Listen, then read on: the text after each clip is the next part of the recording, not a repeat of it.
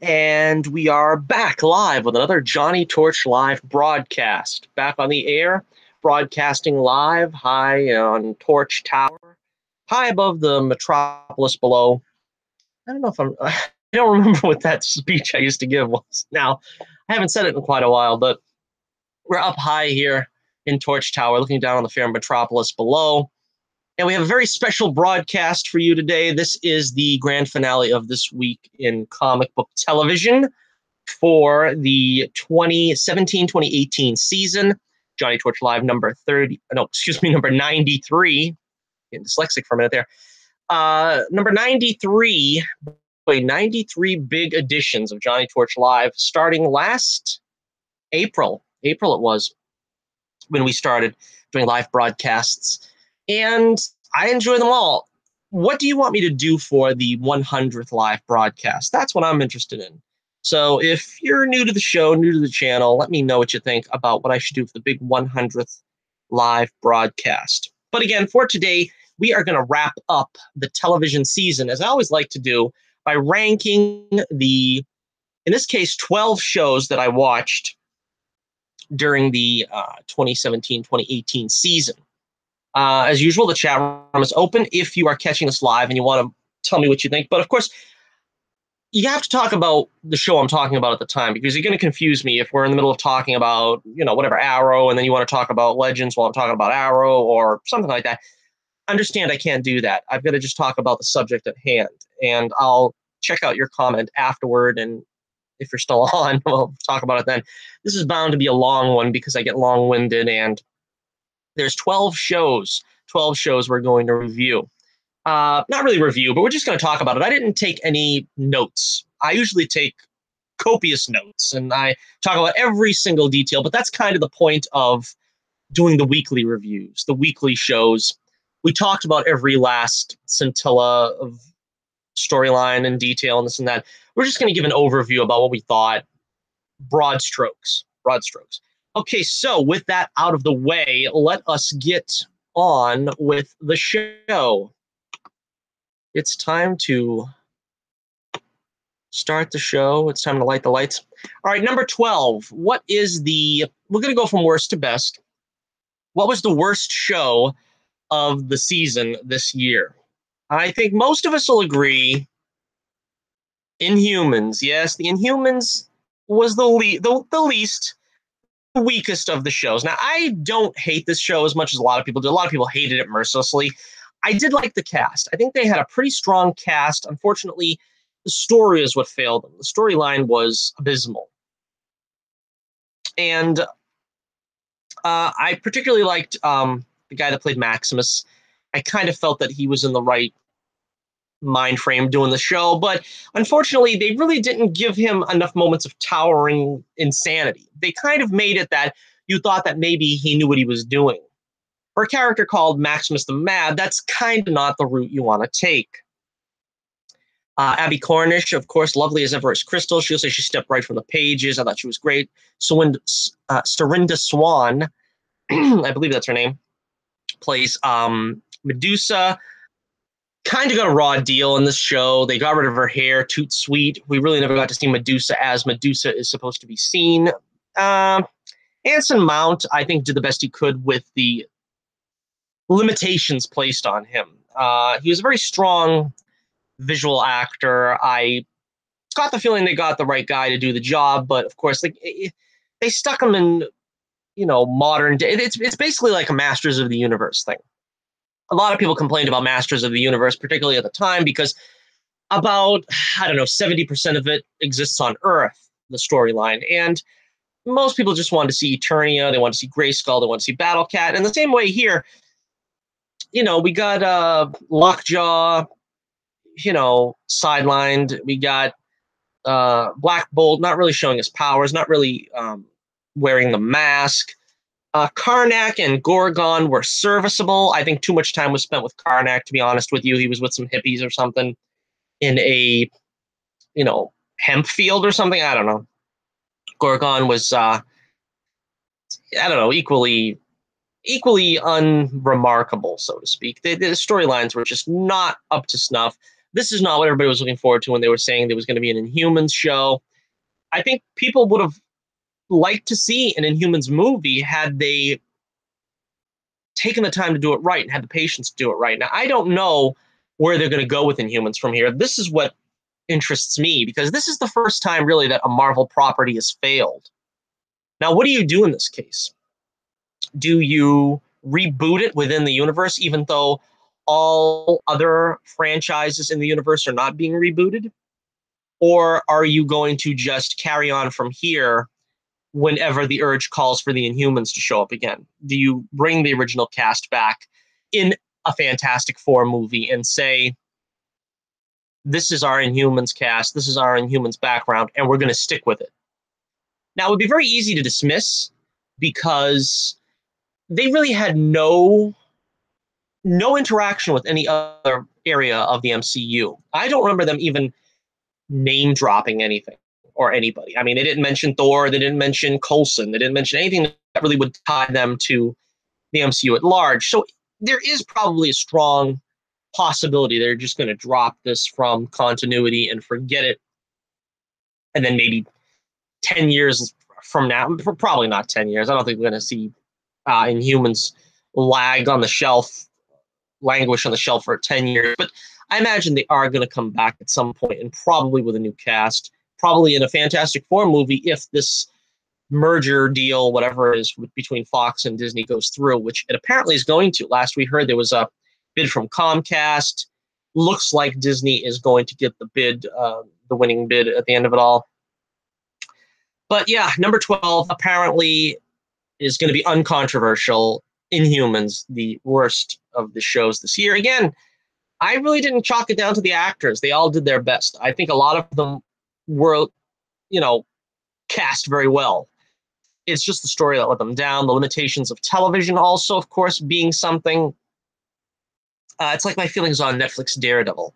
Daredevil should be a sprawling, heroic, swashbuckling character, and we really just see him, throwing hands a little bit in hallways and alleys, but he really needs to be a more grandiose character. And in the same way, the Inhumans had to be a more grandiose series. You needed to be more brave with the choices that you made, and it didn't quite pan out. Okay, so leave us not belabor the point. Inhumans is number 12. All right, going on now to number 11. We're still in sort of the walk of shame area here of the countdown. Number 11, if you've been following the show at all, number 11 is going to be Legion. Legion this season really disappointed me. Honestly, I wasn't a huge fan of the show last year either. I mean, it was entertaining enough to keep me coming back for more. I didn't get that with this season. I kind of felt like I could have turned it off at any time and not missed it. There was a lot of episodes that could have been completely excised from the series. I guess they made sense in the long run if you were to sit and binge it, maybe, but in a weekly basis, we stopped. We had a dead stop for like a stupid episode about David and many incarnations in different time periods and different realities or something. I don't know. Then we had Lenny's episode there was an episode devoted to Lenny that I thought was aggravating. There's just a lot of episodes I just didn't need the full hour of it. Now, in last season, there were some episodes that I kind of felt, could have been trimmed. The idea of Legion, I guess, is it's a visual show.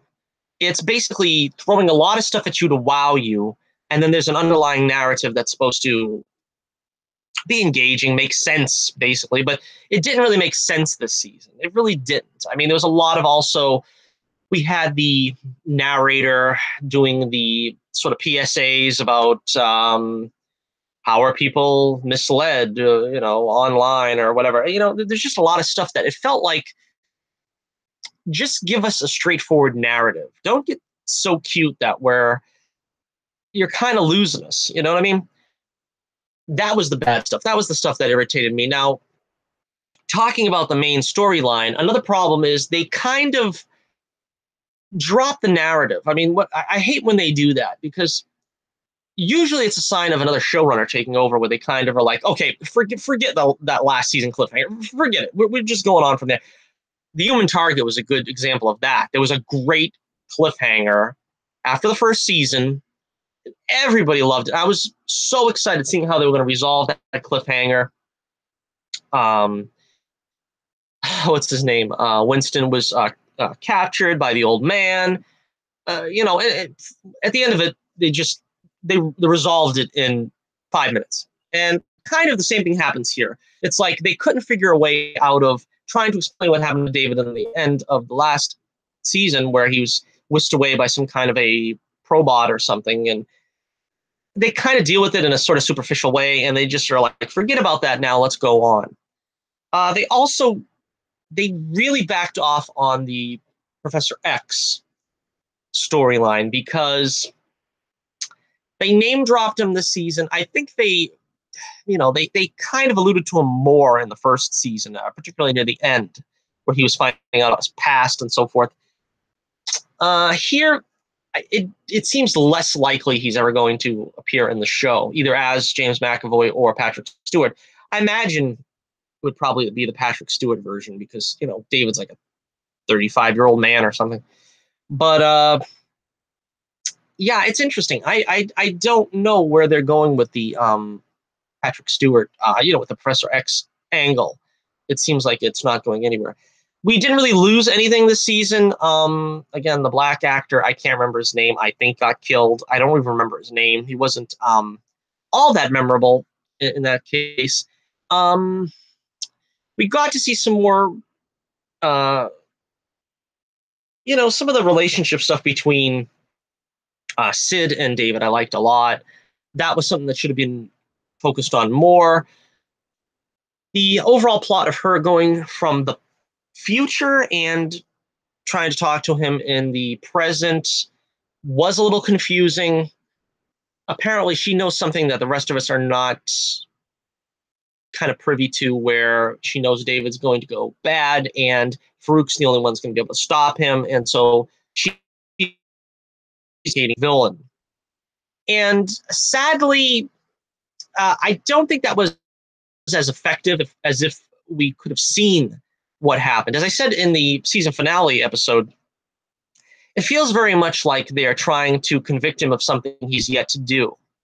And I think that's the point. I think that's what they're trying to show, that, when we rush to judgment and we sort of put a guy in irons before he's even done anything wrong, is sort of what happens with mental illness. Because, of course, the show is always a big backdrop for the mentally ill, which is really 99% of us. I mean, let's face it, all of us have some kind of problem. But I don't know. I don't really feel that connected, to me at least, as well as some kind of straightforward narrative where we could have seen something that Sid had seen in the future, or we could have, understood it. And I still don't think Sid from the present would have been quite as fast to condemn David. Farouk has basically just given her a bill of goods and kind of filling her head. And I don't know if it speaks that well of her if she's that easily convinced. Of course, the storyline with Farouk, we got to find his body. That seemed like it dragged on all season. I don't know. And then there was the people with the chattering teeth. At the beginning of the season was just confusing as heck. We got, I guess, Clark, the guy with the melt face. He's working for Admiral Fukuhama, which is a guy with a wicker basket on his head with the 3 android chicks with mustaches. Again, this is kind of like just weirdness for the sake of weirdness. I don't mind it if it has some kind of hook in the narrative or something, but it just felt like it was crazy window dressing to sort of jazz up the proceedings. Anyway, I don't want to go on too long here. We did see Sid's flashback to her past, which was, as I said at the time, very unsettling, but very, very powerful. That was an interesting episode. The final episode I thought was great. David kind of messes up and sort of gives Sid the the push, so to speak, that she needed to sort of turn against him because he did something really creepy. All right, so yeah, I hope that they are coming back next season, Legion season 3, and I will be there because I did think the season ended pretty strongly.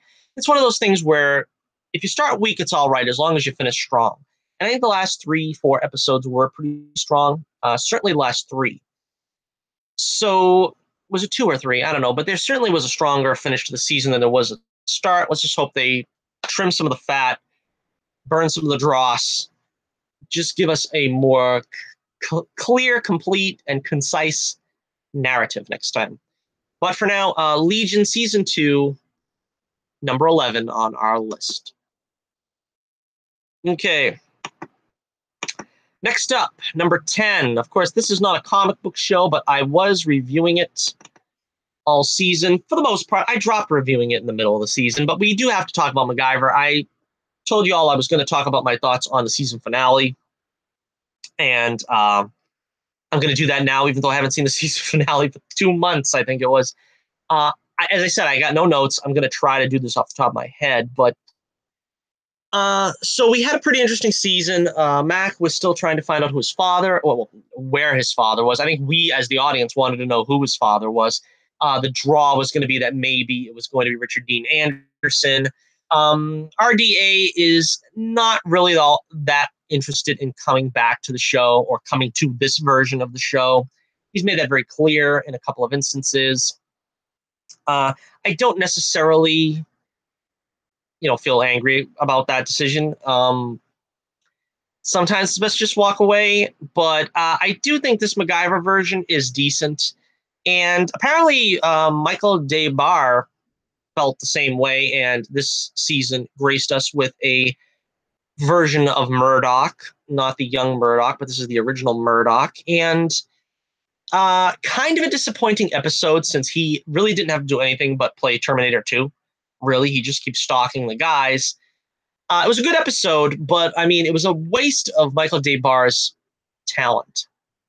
And he ends up getting shot by the original Murdoch, which is disappointing on 2 levels. On the one hand, Murdoch never died in the original MacGyver show because he always died off screen. It's one of those comic book things where if you don't see the body, then he's not dead. You can't really get around that too well when he's shot dead, like point blank, and you expect that he's dead. They could get around it. I mean, heck, there's fiction. You can do anything. But that's disappointing. And the other disappointing thing is since he's adversaries with the original, with the younger Murdoch, it's kind of disappointing that they can't really have them team up, sort of take the young Murdoch under his wing, because he originally was his protege until he killed his wife, killed old Murdoch's wife, and that of course is not going to be something they could easily remedy in the show. All right, so yeah, all season Mac is looking for his dad. His dad left this long, complex puzzle sort of to have him find him, and it was interesting. The guy that played him is a familiar actor, though I can't remember his name right now. But I thought he did a good job. He did a decent job, at least. I should have wrote notes for this episode. But of course, Maddie was the one that everybody was suspecting because she lied about knowing his dad. But of course, it turns out that she was doing it only for MacGyver's good, and she wasn't a villain. She wasn't out to harm him or anything. We got, let's see, some storylines developed between Bozer this season. Bozer got a girlfriend, and he is now a full-fledged spy. He's in the spy academy, and all that stuff was going down. That was pretty cool. I like Bozer. I think they should try to utilize him more. He's like, mostly comic relief, but to put him in field would probably be, pretty fun. Things developed for Riley and the Colton gang. I can't remember what the name of the Colton brother is. I don't remember, but the cool one, she hooks up with the cool one. Apparently, the stuff between her and Alec, not Alec, what's his name? Billy Baldwin. Was it Billy Baldwin? One of the Baldwins, who plays her father. That's sort of been set aside now, or so to speak. I mean, that's not an ongoing plot of, because I was getting seriously tired of it, of he's going to screw up Riley's life, Jack's going to put him in his place, and it kind of went on for like, I don't know, 3 or 4 episodes, but thankfully that's been resolved. So they're moving forward in a pretty good direction. There was the addition of Cage, I believe her name was. I can't remember her first name now, but they had her join the cast at the beginning of the show, and I think it's one of those things where they decided to drop the character because they spent a long time trying to get her ingratiated with the fans. It's like she's the new kid in class. We got to get used to her, and now she's a member of the family by the halfway point. But for some reason, just as I was starting to get used to her, which, there was nothing wrong with her as a character, but she wasn't necessary, really. Just like all leading ladies in these action shows. They had Murdoch shoot her or something and sent her off back to South America or something with her sister or something to recuperate. That's technically referred to as being put on the bus, where a character gets injured or something and is taken out. And they did it in the original Knight Rider, not in the original Knight Rider, but in the Knight Rider remake, when they had too many characters that nobody liked and they took one of them out that way. You can always count on that. Let's see. What's his name? Jack. Jack had a pretty good sort of arc in this season as well. Backing up MacGyver. They were good buddies. You could tell that hasn't changed. But they gave him a love interest in Amy Smart, which I thought was smart. I liked her a lot. And I would like to see her continue on as a recurring character. But I think she has great chemistry with Jack Dalton here. And yeah, she's sort of like a con woman and very interesting, because you never know exactly, what she's up to. You can never fully trust her. It's a great character when you can get somebody like that, and always second guessing them. And, of course, it helps that she's not bad looking, and, she's got good chemistry with the guy that plays Jack. So anyway, yeah, it was a pretty good season, arguably better than last season, I would say. But again, there's a lot of episodes that are episode of the week that kind of ran together, kind of fillerish. That's probably why this falls a little bit further down on my list, because there was a couple episodes where I just mentally tuned out. I was like, all right, episode of the week, filler, move on. And when you get like 3 or 4 of those, almost in a row, it's kind of, lacking. But, also I think it's because I binged it. I think a show like MacGyver is better off one a week. And I started getting backed up, and I watched like 3 in a day or something like that. And you start feeling like, you know what I mean? It's not completely different. The plot is almost, the same, which is, I think, what the criticism has been for the show. But anyway, I enjoyed it. I think it was a pretty good season. So I hope they'll be back next season. I haven't heard anything about that yet, but number 10, MacGyver. Number 10, MacGyver. All right. Let's see. Number 9. Big strides made this season for this show, because they were typically dead last. I think the first 3 years they were out. Gotham is usually dead last. They're not dead last here, but they're still kind of low on the list because there were some things that I still didn't like about the show. We had the agonizingly painful Bruce Wayne as a punk. I don't know. The whole storyline really with Ra's al Ghul didn't impress me. He kills Ra's for the first time he kills somebody, and this sets him off on a path of being a obnoxious little punk. Even Selena can't stand him. They did this thing with Ra's trying to connect him to Barbara Keene. Again, I don't know. They keep trying to reinvent Barbara, which is probably why she's got longevity in the show. But I didn't feel like that was that strong of a storyline, and she ends up killing Ra's through Bruce, basically, because he's the only one that can kill him or something. So Ra's is killed again. I don't know. That was the whole storyline that I didn't really care for this season. They bailed. You get it? They bailed on giving Bruce a costume. I think everyone was kind of expecting more of that they would give him a costume. I don't know. They set up some other things. They had already set up the Batcave. Now they gave him a Batmobile prototype type thing in the end. I don't know. The relationship with Selina is probably the best part of the Bruce Wayne segment this season. He, they're getting close. She's starting to act a little less obnoxious. He's starting to act a little more trusting and willing to, be in a relationship. Didn't really care for the breakup with Alfred. That was terrible. That's what I mean. Some of this brings it down still. Not enough for me to say it was a horrible season.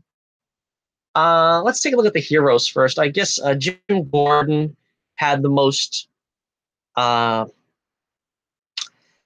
interesting season he's had in a while, where you have Sophia.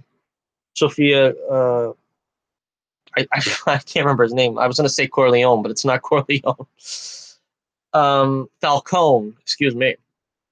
She was very good. I thought that was really fun, bringing her into the show and continuing on the Falcone family in that way. She was unmercilessly taken off just by being shot in the head. Of course, she's not dead because nobody dies in Gotham. Are you kidding me? Interesting things happened with Lee this season. They made her the godmother of the Narrows. Kind of interesting. They had her in a semi-relationship with the Riddler. Basically, it's officially over between her and Jim, I guess, now. Riddler kind of went back and forth between personalities again, not knowing if he should trust Lee, and ultimately being justified in not trusting her. They did a lot to Lee's character in this show, and I guess with good results, because another thing like Barbara, where they find out this character is getting stale, throw a fresh coat of paint on her, and we'll just set her out again as a different character with like tentative ties to the original history. The stuff with Jim and Harvey, again, this is all just from memory, so if you can remember something that I didn't point out, just let me know in the comments. The Jim and Harvey show, I don't know. I think Harvey carried a grudge a little too long in this case. I mean, Harvey isn't known to be the most altruistic character in Batman lore, but they kind of held the albatross over Jim's head for too long. I mean, didn't he kill Galavan in cold blood and got away with it? And here he kills Professor Pig, a mass murderer. And everybody's like, especially Harvey is like, you got to live with this because you're a disgusting human being and this and that. I'm like, I don't know. I think Jim's done worse. I don't know. I mean, he killed a mass murderer. I mean, yeah, you don't want to just kill a guy in cold blood, but that's like the tip of the Jim Gordon iceberg. Hasn't he done worse than that just last season? Anyway, Jerome. We got the swan song of Jerome this season. I like the kid that plays him. The problem is, though, is they weren't allowed to give us a full-on Joker. So when they finally abandoned the crazy Jerome, they gave us the not-so-crazy Jeremiah, who was like a sociopath and, didn't have the craziness about him. He just had a little bit more of a Joker look with the purple suit, pale face. I don't know what they're supposed to be, green eyes. So they gave us a little bit of a closer Joker, but he acted nothing like the Joker. There was no laughing. There was no manic intensity like Jerome had. So I was kind of disappointed in that as well. They should have just kept Jerome. Of course, they had to do something to his face because they did that whole cut off his face thing that was disgusting. And they could have maybe just had him have plastic surgery or something. That would have made him have the perpetual smile. That would have been something. But they chose not to go that way. They kind of, hinted at the rivalry between Jeremiah and Bruce, which is something to look forward to in the future. Didn't really feel that Penguin really got too much to do this season. He felt like he was a lot on the back burner. He's usually the head and shoulders above the rest villain. I did like the stuff going on with Butch. Butch Gilzine, of course, came back as Solomon Grundy.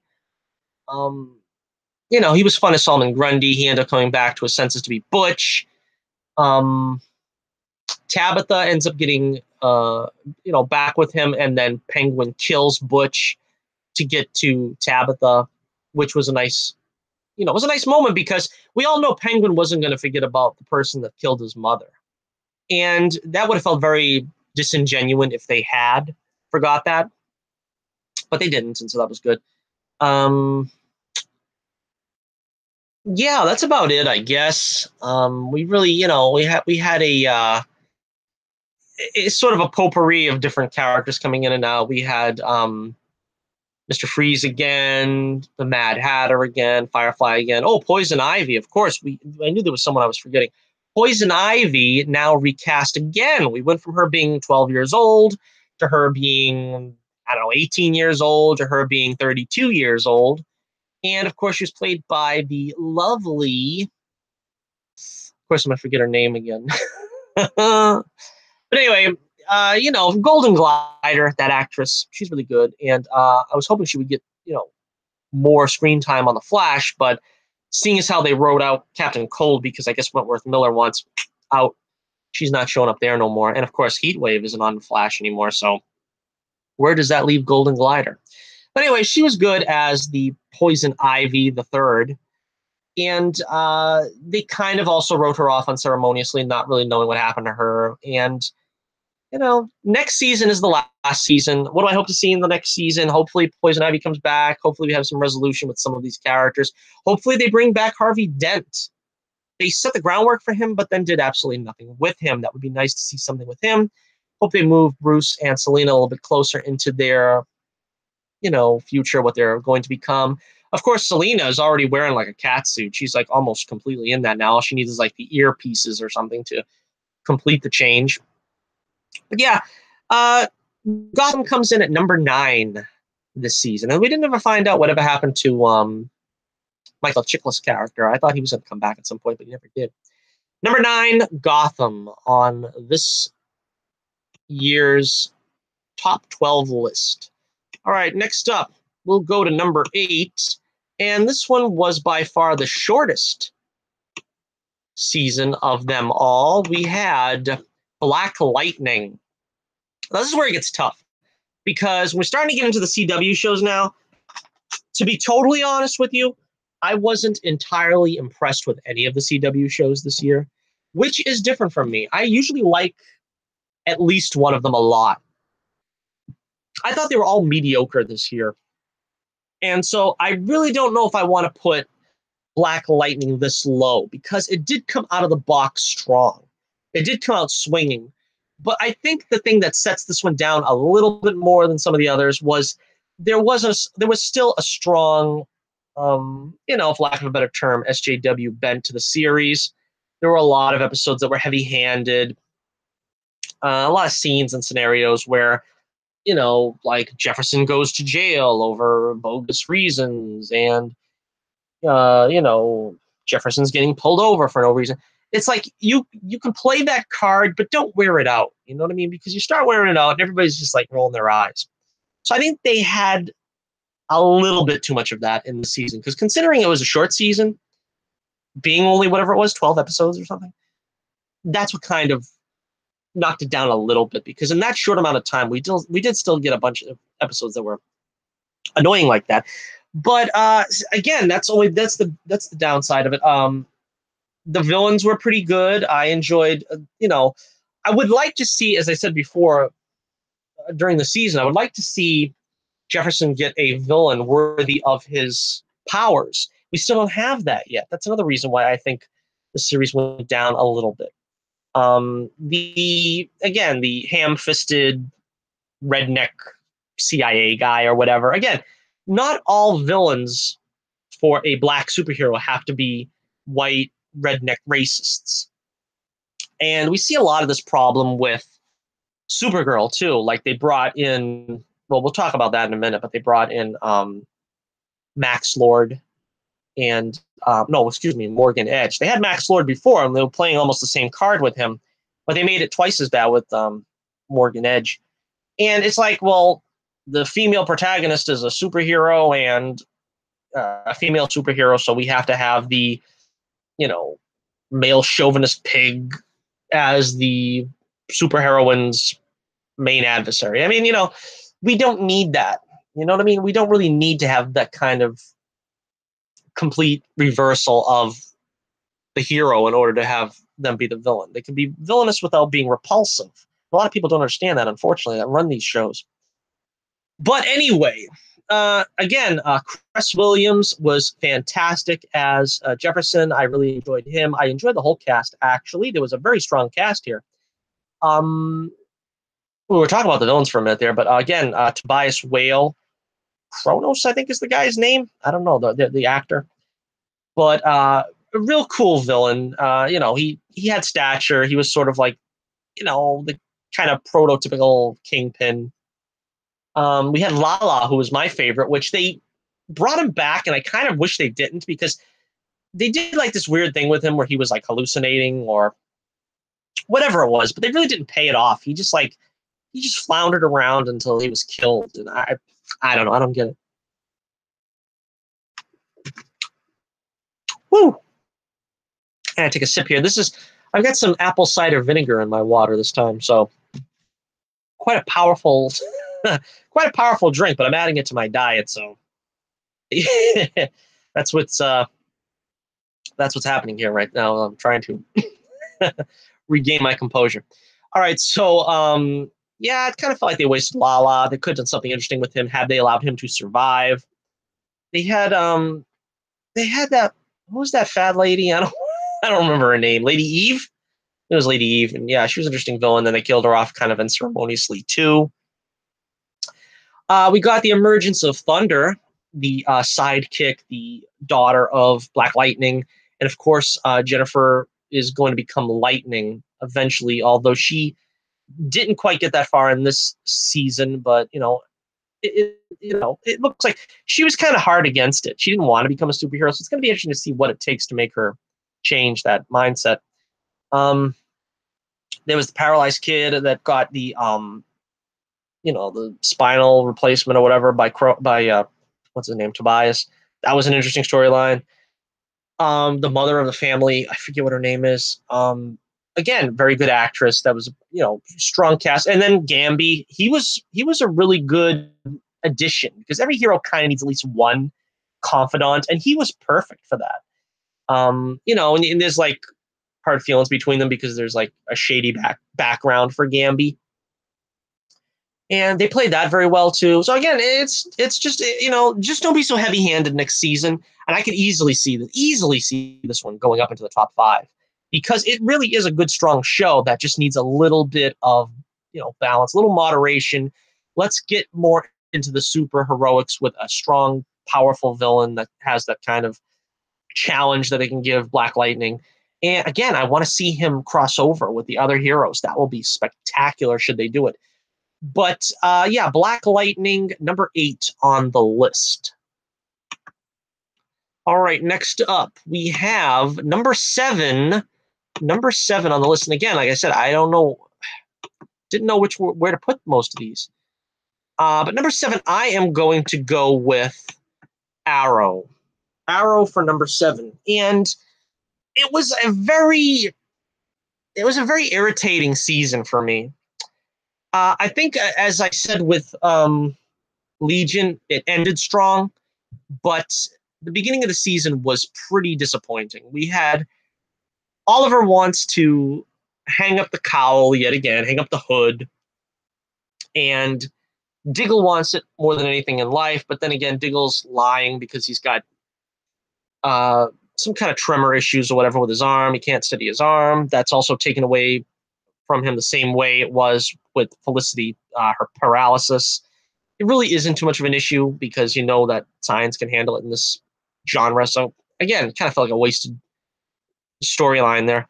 But so we got a long stretch of time with Diggle as Green Arrow. And again, I like Diggle. I don't have anything against the character. I like David Ramsey a lot. I think he's a great actor.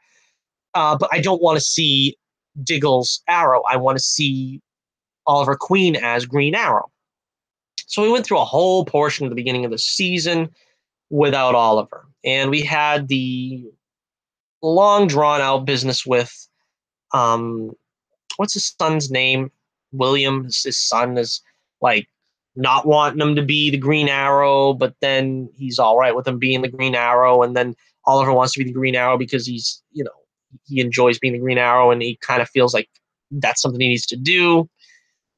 A lot of it is just, the Felicity stuff kind of came back. It wasn't really overbearing, if you ask me. Maybe others would see it differently. I kind of think they're playing it, subtly enough now where it's not. I mean, they get married this year, so you'll obviously get less fireworks when they're married because the tension is gone. And now it's not a thing about, is she going to keep him? Is Felicity going to keep Oliver? And is Oliver going to end up going with someone else? And no, we know it's over and done with at this point. They went so far as to get married. We knew at the beginning the show was going to, after the second season, we knew the show was going to pair these two together. So, that's done. That's out of the way. It's not too much of an issue anymore. Caden James is the villain in the beginning. The first half of the season, kind of unremarkable, really. It feels a lot like he was doing the same thing that Prometheus was doing the season before, only less effectively. Then we had, for the second half of the season, Ricardo Diaz, who was supposed to be called the Dragon, never gets called the Dragon. He's got a dragon tattoo. Whoop-de-doo. Anatoly is one of the underlings of James and Diaz. I always like seeing him. He's a great actor and a really fun guy to see in the show. He's against Oliver at first, kind of comes around to his side by the end. I think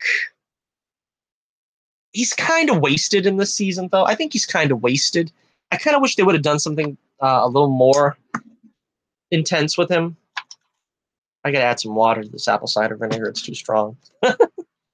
So if you can hear that, that's what's happening. But yeah, always great to see Anatoly. And we had kind of again, not the most enjoyable season where it was everybody leaves Oliver, everybody's turning their back on him. He gets broken down to the core as if this hasn't happened to him like 2 or 3 times already. It happened to him last season, didn't it? I'm tired of seeing Oliver get broken down to the core. Can we just have a season where he's out there fighting crime with no cares in the world and not having his soul crushed? It would be nice. But yeah, his team leaves him.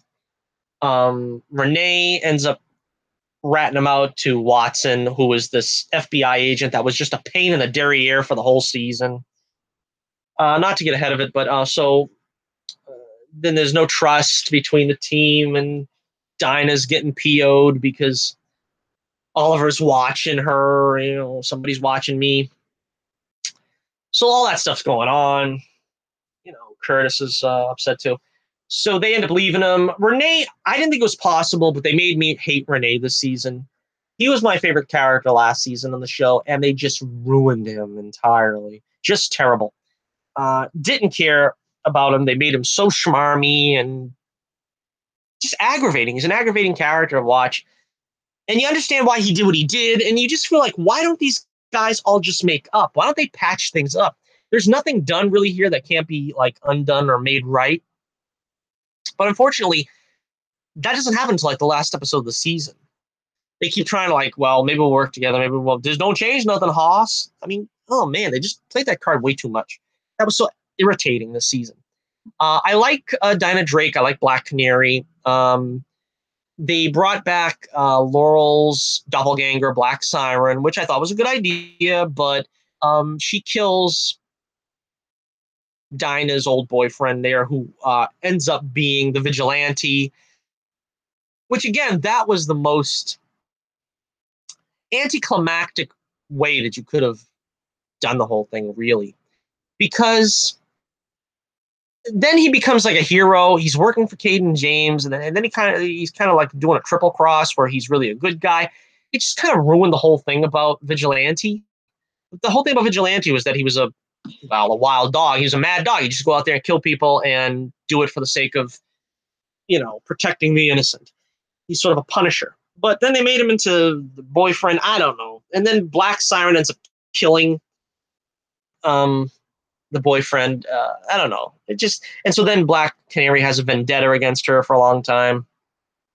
Again, that was all right, but I kind of wished they'd have Quentin paired up with Black Canary, with Dinah, because she's the one that's going to fulfill Laurel's legacy, not Black Siren. But they're trying to like push Black Siren into being the next Black Canary, which probably won't happen, but for all intents and purposes, that's why they paired her up with Quentin all season.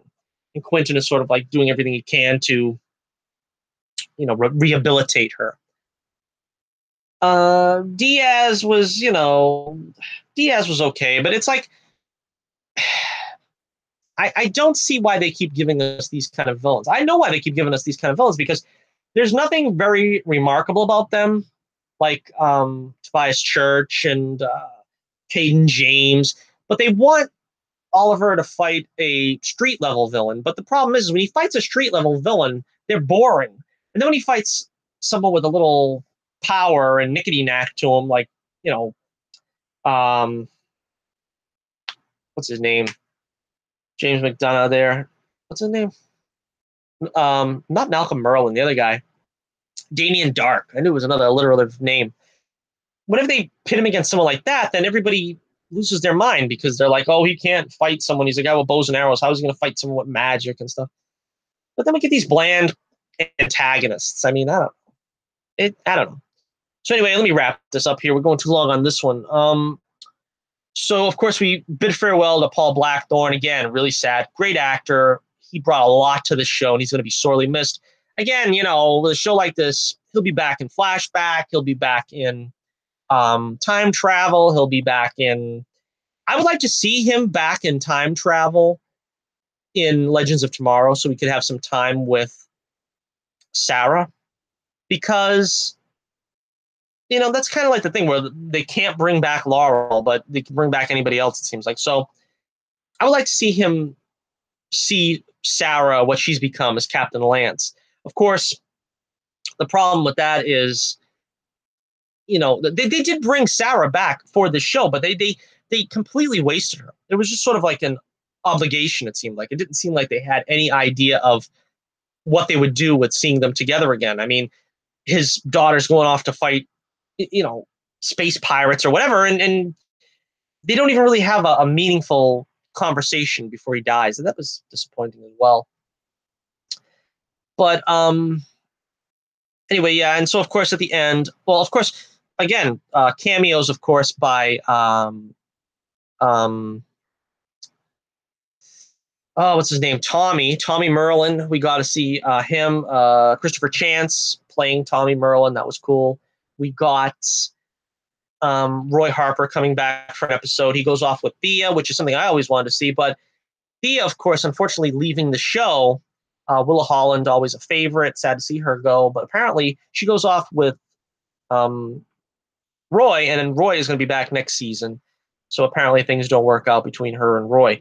I'd love to see Willa come back from time to time. They really don't know what to do with her. And I think apparently it was Willa's request that she didn't want to have a full season anymore, because that's why she was put on injured reserve for the whole first half of the season, and then when they finally brought her back, she didn't do anything. For some reason, they don't want her being speedy, or maybe, again, that's Willa's choice. I don't know.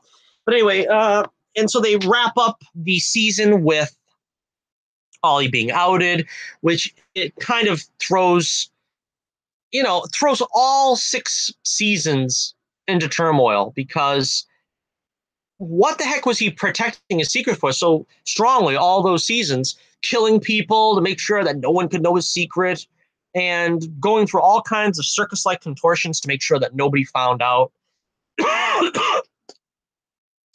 Having Roy fake his death and all for what? So now he's outed. He's Iron Man. I don't know. Come on. I don't like that. All right. We'll move on, but let's hopefully see a little something better from Arrow next season. Number 7, Arrow. All right, number 6, we're going to move on here to number 6.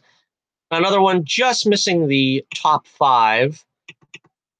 Number 6, we had Supergirl this season. Supergirl is number 6. And this was kind of an ambitious idea this season. Uh, Rain coming in from Krypton, landing as sort of her dark opposite. A little confusing because she didn't have powers, and then she had powers, and then she didn't have powers. And I'm a sucker for like a single mother story, and that kind of appealed to me. That her and Ruby, you and me against the world type stuff.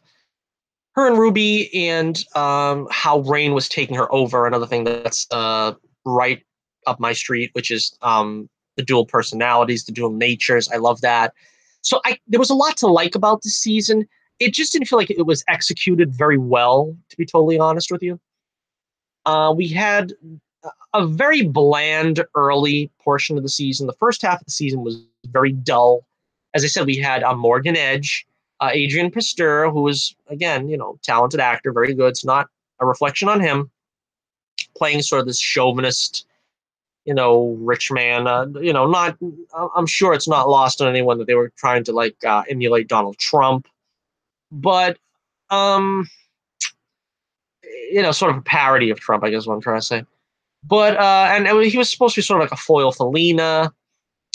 We see the crumbling of the Kara Lena relationship here, where it's basically the crumbling of the Supergirl Lena relationship, where she doesn't come to trust Lena too well anymore, and Lena doesn't appreciate Supergirl having that lack of faith in her, and it's kind of sad. Although they still have Kara keeping her secret identity from Lena, so that is still going on, which leads to some cool stuff like, what do you say when someone's bad mouthing your secret identity when you're the other person, the other persona? That was interesting. So the early half of the season, as I said, was dull with Corvell and the groundwork being laid about the Kryptonian cult of Rao or something. I don't know. It just felt like there was no punching for the whole first half of the season. Very disappointing. And this show, of course, just went off recently, so it's a little bit more fresher in my mind. So I should be able to get to all these points pretty quick. Let's get first to Martian Manhunters. Subplot for the season: his father comes back. I don't remember his father's name in the show, but of course, the great actor Carl Lumley, who played the voice of Martian Manhunter. He's got that great distinctive voice, and he plays his father, and he has sort of like Martian Alzheimer's, which, sort of like, again, another sort of soap opera thing they got going on here, because it's supposed to be more of sort of a feminine show, and how he's trying to cope with an ailing father. And of course, eventually he mind melds with Jean and gives him his memories so that he can. He sort of sacrifices himself to sort of put the earth shakes, the earthquakes and the tremors, whatever, right. So that was really, I wouldn't say it was really interesting, but I thought it was good because the two actors were good. Of course, David Harewood and Carl Lumley. They went really good together. I don't know that storyline was that interesting, but again, it's sort of like a slice of life thing. All right, one of my biggest problems with this season was the return of Mon-El. They took a turn where they should have never took it, really, where they decided to have Mon-El married in the future. He went off to the future in that pod. He landed among the Legion of Superheroes, and we have guest shots of Brainiac 5, and who Brainiac 5 was supposed to be romantically involved with Supergirl at some point. Hopefully that happens in the future, just so they can keep it real. And Saturn Girl, who Mon-El marries. Now, of course, the shippers love Kara and Mon-El for some reason. So, which again, I say I like Chris Wood. I'm not, when I complain about Mon-El, it's not anything against Chris Wood, because he's done great with this character. I really loved the character last season. When you see the so the sort of the character arc last season of Mon-El, Chris Wood is great. But they have him married to a super hot wife, Saturn Girl, and there's supposedly like some sparks still between Kara and Mon-El, which, of course, is not a crime, but eventually what happens is they kind of backtrack and they sort of dissolve the relationship between Mon-El and Saturn Girl. And not only does this make Mon-El look bad because he's leaving a super hot wife, but it makes Kara look like a other woman, like an interloper or something, a Badinsky. Now, to their credit, they don't really write Kara that way, but it still looks like she's ruining someone's marriage. And Supergirl is not that character. Supergirl is not going to ruin somebody's marriage and take up with a married man. So that was disappointing to me. I still think that that needs to be fixed. I'm glad that Mon-El's not going to be back next season. They need to fix that. I would say restore his marriage to Saturn Girl, but at the very least, they have to create some distance. Brainiac 5 was an interesting character, kind of like Johnny Depp light. I thought that actor was kind of like doing sort of a Johnny Depp impersonation of what his take on Brainiac 5 would be. Again, Amy Jackson, just beautiful too as Saturn Girl. She'd be very good in her limited roles. They gave her a couple of good action scenes, but apart from that, they kind of didn't do much with the character. Wynn gets pretty much sidetracked here for this whole season. He doesn't do anything. They completely omit his alien girlfriend. I mean, again, not like that was a great storyline, but just to forget something as if it never happened was dumb. They didn't really do anything with the aliens on the show this season. I mean, the whole thing last season about aliens and they're underground and Wonder Woman is really an alien and she's the president of the United States. They didn't do anything with that this season. They just dropped that like a hot potato. Wynn ends up leaving the show because Brainiac 5 wants his help in fighting his mad uncle or whatever, the original Brainiac in the future. So Wynn leaves the show. We talked about that in the season finale. I always thought Wynn should have been Supergirl's boyfriend. And, you know, sort of like on the down low, I don't think Supergirl really needs a boyfriend. A lot of superheroes don't really.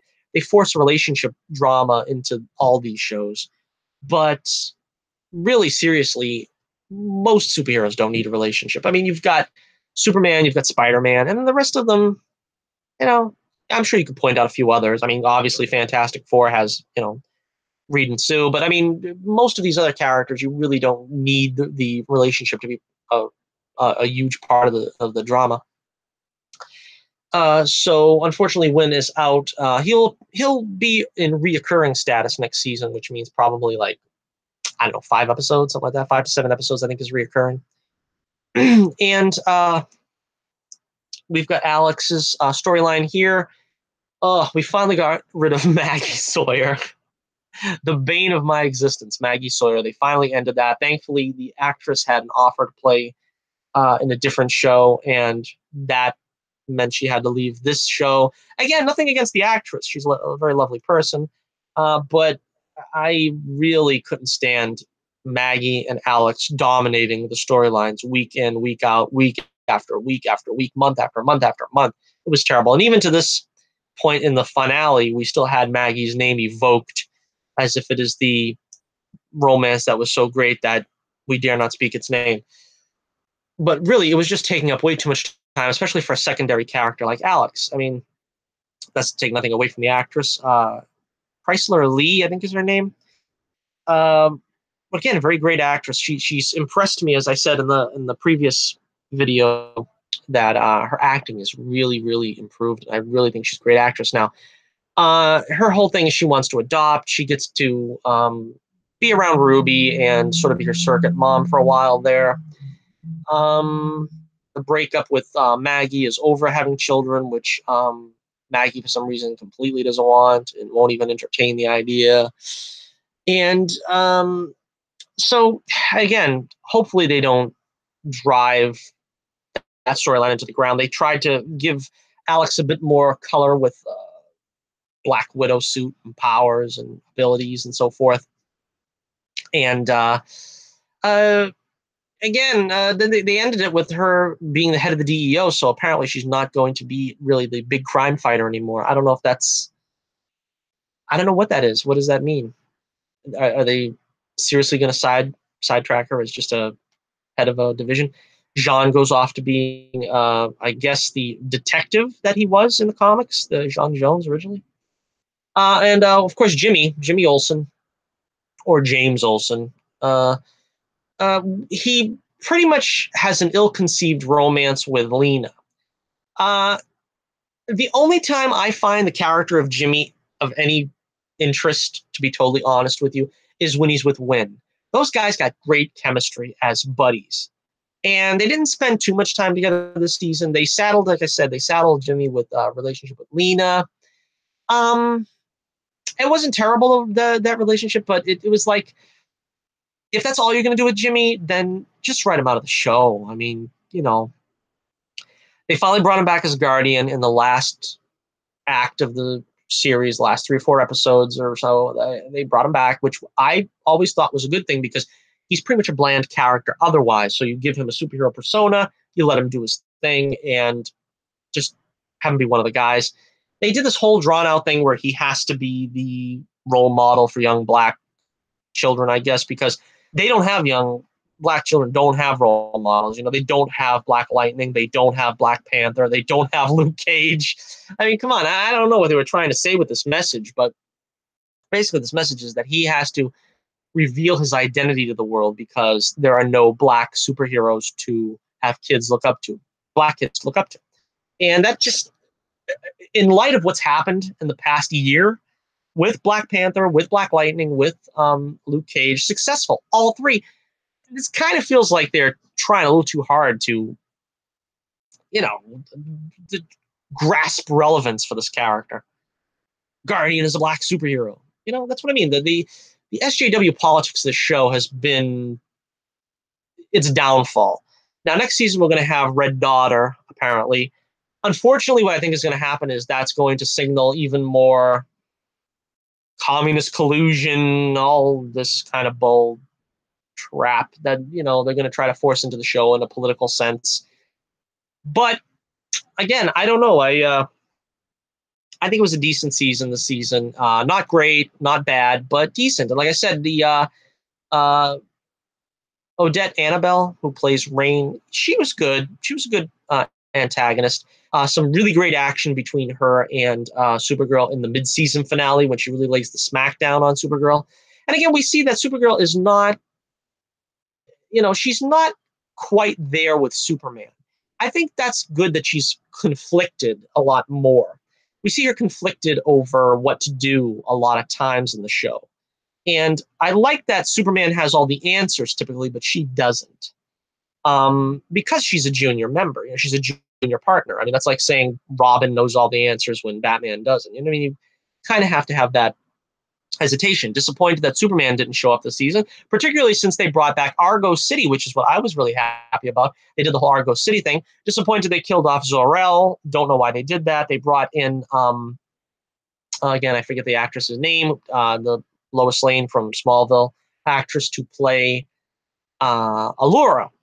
And she's very good. Like I said, I think she looks a little too young to play Allura, particularly if she's survived all this time. I mean, it was one thing to have her in flashback as a hologram or something, but, if she survived all that time and she looks basically as she did when she sent Kara off, then that's pretty good genes, Speaking of pretty good genes, Miss Melissa Benoist, of course, beautiful as always, and just perfect performance of Supergirl. I always say this, but when all these shows go down and none are left standing anymore, I am going to miss Melissa Benoist as Supergirl the most. There, I said it. I love Grant Gustin, Katie Lotz, Stephen Amell, but there is something about Melissa Benoist that so embodies this character that, to me, this is Christopher Reeve level casting. And, this is Linda Carter level casting. I think there's going to be a long, long wait before you'll find somebody that'll fill the Supergirl boots, the Supergirl persona, as well as Melissa Benoist. All right, so again, we got to move on here. We've already gone on about an hour now, and we are now hitting the top 5. So sit back, get your popcorn ready, get something cold to drink. Now we're going to hit the top 5. Number 6, Supergirl. Okay. Number 5. Don't think that I forgot this one, because I haven't. And it actually cracked the top 5. We have The Gifted. Oh, yes, The Gifted. Fox's attempt, their second attempt at a X-Men TV series. Now, this one I'm going to probably not spend quite as long on because I don't have as much memory internalized for this show because it went off like in February, I think, wasn't it? So it's been quite a while. But they surprised me. I thought pretty much like everybody else. I thought, well, we're going to have D-list X-Men, and we're going to have a family that is completely created just for the purpose of this series. But they have strong actors. They have a strong enough tie to the X-Men where you can kind of visualize when they're talking about the X-Men. You think of Cyclops, you think of Professor X. You don't think of like, oh, this is just like a bargain basement show. You think that this is probably tied to James Marsden and Patrick Stewart and Hugh Jackman. You know, they really feel like they have that continuity, and that is something that's great about it. Lorna Dane, of course, Magneto's daughter. We have Professor X's son. In the other show, we got Magneto's daughter. In this one, they did do their due diligence and evoke Magneto enough in this one. You know, sort of where Lorna stands as far as what her father believed in. And of course, she does a heel turn at the end of the season. She's in love with Eclipse, I think is his name. Marco, I think. Again, haven't seen in a long time, so I don't know. We got John Thunder, I believe. Proudheart, what is his name? I always get his name mixed up with Braveheart or Brave Star, whatever his name is. I get confused, but he was a good character. Of course, he was basically brought in only to be killed off in the comics, so it's good to see that he is getting a plum role here. And of course, Blink. Blink is always a favorite. And again, Jamie Chung, very lovely and talented actress. We have the family, of course, here, which is very good. Natalie Ann Lind, again, another Gotham alum. And I can't remember the names of the other actors, to be totally honest with you. But again, all very good in their roles. The way the family acts and reacts to situations, being caught up in the mutant underground, is very successful. And apparently also they're going to break away and split up the family somewhat because the oldest son here, he's sort of like reminds me of Pyro in X2, where he sort of got a chip on his shoulder because he doesn't want to be treated as an outlaw when there really is no reason for it. You know, he hasn't done anything. And that's the key component to doing an X-Men series is that sort of persecution. And this show was excellent in its depiction of the persecution of mutants without coming down too heavily on one side or the other. That's one of the great things about the X-Men is although they take a very strong topic like prejudice, they don't make you feel that one side is right and the other is wrong. What the idea is there are heroes on both sides, there's evil on both sides. They're people who are human who just hate mutants because they are mutants, because they exist, because they were born. And that's the quintessential definition of prejudice, of bigotry. But on the other side, it's not that they're all angels. There are mutants who believe in mutant supremacy and believe they should be taking over the world and they should have the high spot on the totem pole, that they should not be subjected to human laws, that they should be able to be the arbiters of their own fate, so to speak. So you got that really in spades in The Gifted. You really got that in spades. I think if there is only one complaint I have with the series is that there really isn't a very compelling villain. We have the guy on the right here, Agent something or other. Again, I don't have any notes for this. I don't remember their names. But he is sort of the main antagonist because his daughter was killed. You know, he had like an 8-year-old daughter or something who was killed in a mutant attack, which may or may not have been, a real attack. And, the Sentinels are the main adversary, but there really is no face to this. there's no face to the Sentinel program. I mean, we don't have a Bolivar Trask. That would be cool if they could bring back Peter Dinklage. That would be funny. But so I would like to see a real antagonist on one side or both, a human antagonist or a mutant antagonist next season. Of course, before we wrap it up, the Frost sisters, the Frost sisters, they were great. They look great. And I think they're related to Emma Frost in some respect. They have those powers. And Skylar Samuel is just a great actress, too, because she's playing all three. And, I think she was like one of the main antagonists of this series. And I'd like to see more done with her next season.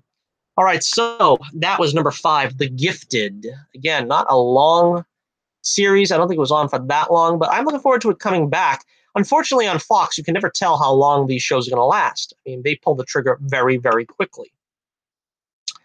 Gotham surprisingly made it as far as it did. And of course, Lucifer. I don't watch Lucifer. I don't know, it doesn't really appeal to me, but it's getting a second home on Netflix now. So hooray for Lucifer fans, because Fox pulls the trigger like nobody's business. Okay, number 4. I am going to put number 4 on the list, The Flash. The Flash this season. I really like The Flash this season, but there were still some problems. And it was neck and neck for me whether this show would be number 3 or number 4. I'm going to settle on number 4 for a couple of reasons. We Are the Flash being one of them. As you see right here, one of the ongoing problems with the CW shows is a shipper, placation. They placate the shippers, something fierce. And in this case, they sort of gave an inflated role to Candace Patton's Iris West. Again, I don't have anything against Candace Patton. She's a lovely woman, good actress. But the problem is they really inflated her role this season. As you remember, the end of last season, Barry went off into the Speed Force, and Iris had to take up the slack of being the leader, quote unquote, of Team Flash. Now, the Flash comes back at the beginning of the season, and she sort of doesn't relinquish that role. And you kind of wonder why they need her as the, figurehead of the Flash. The Flash is the team leader. If you want the brains, maybe you go to Harrison Wells, or certainly Cisco and Caitlin, but he's certainly the team leader in that respect. But they tried to give her something to do to keep the actress happy, because I don't think she would have been happy in the role that was assigned to her, which is basically, journalist and going out and finding stories and then yelling, "Help, Flash, save me, I'm on the top of a roof and it's a fire," or something like that. I think this was basically to give Candace a little something to do with the team. They even go so far as to give her powers in an episode, which was also kind of cringe. Not too bad. I think the We Are the Flash type thing is a little more cringe. The idea, it reminds me of sort of the Robin Hood TV series from the 2000s, where it was We Are Robin Hood, because they had to, sort of get it into the viewers' minds that the lead actor isn't going to be here for much longer, so anybody can be Robin Hood. And in this case, it's sort of like they're trying to force the viewer into a mindset where Iris is essential just by saying it, even though it's not really true, because she doesn't have the smarts of a Caitlin or a Cisco. She doesn't have powers like Barry, although there was the one episode. She doesn't possess leadership qualities that the others don't possess. So it makes her pretty much a redundant character, which is part of the problem with the season, where they really didn't know what to do with her and stuffed her basically into a leadership role that she didn't need to be in. Near the end of the season, they did bring her back down to journalism, which was fun. I thought that was a good move, and hopefully she does something with the journalism career that was assigned to her. But that remains to be seen. Okay, Grant Gustin, of course, you know what I say about Grant Gustin. I love the guy. He is perfect as the Flash. I don't think he got too many instances this season to act. That was one of my biggest problems. Grant Gustin is an actor. Make no mistake about it. He is a great actor. And it's similar to Melissa Benoist. They really didn't give her too much acting to do this season. I think they gave her more to do than they gave Grant, but they certainly didn't give Grant enough to do. And he's a great actor. They did the Trial of the Flash thing, which I didn't like at all, where he is sort of resigned to the idea that he's going to be put in jail and he's going to be like his father, which, I don't know, on paper might have been a good plot. I'm not sure. I just didn't like it. It didn't seem in character. And obviously the legalism of the situation was in question. Cecile was, running his case or whatever, and it just seemed like just a terrible case. I mean, there was the same thing going on with Arrow over an Arrow, which was, he's going through these legal wranglings and stuff. I don't turn into a superhero show for courtroom drama. I mean, you can do that once in a while. That's not the end of the world, but just, if you're not going to do it right, don't do it, really. If you're not going to do it, there's so many ways out of the situation. If you're the Flash and you're getting set up and there's a dead body on the ground, you either run like heck or you make sure the evidence isn't there, or there's 1,000 ways he could have got out of it, and it was just like a time waster. And we got him in jail, and we got him with Goldberg. It was a nice cameo. I mean, a one episode, a one-off with Goldberg, and that was cool. But that whole middle of the season was hits. The Thinker. Let's talk about the Thinker. This was a really interesting villain. I, for the most part, liked the Thinker. It was very strange at one point, though, because he seemed to be sort of like a college professor at first. He was a happily married man, and then we got to the point where he was like taking on bodies. He was taking on other bodies, sometimes female bodies, and he was like not only completely all right with it, but he didn't understand why his wife wasn't completely all right with it, and that was like very strange. You would think at least he would be able to understand, being of a thinker and how smart he was, that this was not going to be something that his wife could come to grips with.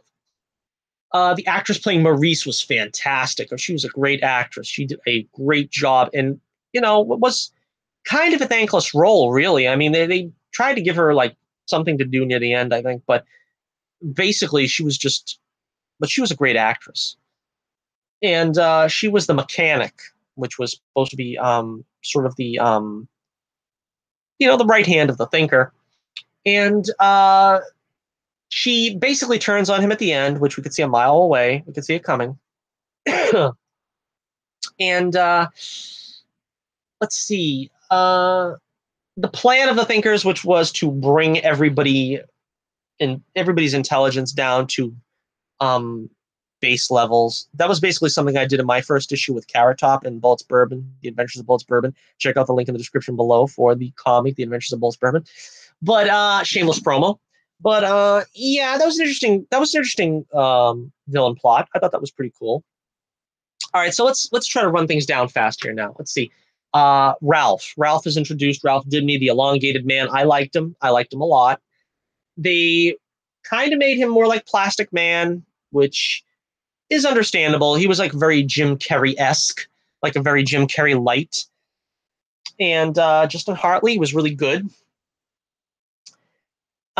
He's coming back as a season regular for next season. I think that's a good move. I think eventually maybe they can move him on to Legends of Tomorrow or something. But the special effects were good for him. I think they didn't hold back on the effects like they did with Firestorm, where like Firestorm appears once every 3 episodes. I think what they did with Ralph was like adequate. They used his powers enough. And there's the whole storyline where, Barry is sort of like a mentor against his better judgment. That was kind of an interesting storyline that I don't know that really paid off that well. But, but I liked Ralph, and I'm happy that Ralph is going to come back. Wally left the show. Kid Flash left the show. He joined Legends, which apparently we'll still be talking about pretty soon because we've still got 3 more shows to go. And we have Joe's storyline this season was basically with Cecile. Again, they didn't really give Joe much to work with either this season. Cecile is being promoted to series regular next season too. And I got nothing against Cecile either. I think she's good, but they didn't know what to do with Cecile this season. They just didn't know what to do with Cecile. So she's expecting, and Joe's expecting. And so Cecile gets these powers of mind reading, which seemed to come out of nowhere, but they kind of used it eventually as like a conduit for, Maurice to battle her husband and get the Flash position where he needed to be. So it was like not useless, but it was like really pushing on the envelope of ridiculousness. I was like, all right, Cecile's got great mental powers because she's pregnant. What?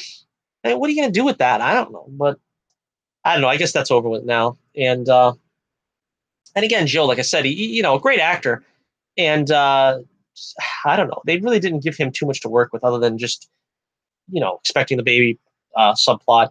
Cisco, let's go into Cisco now. We got a little bit of vibe action, a little bit of vibe. We got sort of like the little storyline where he might have left to join Gypsy.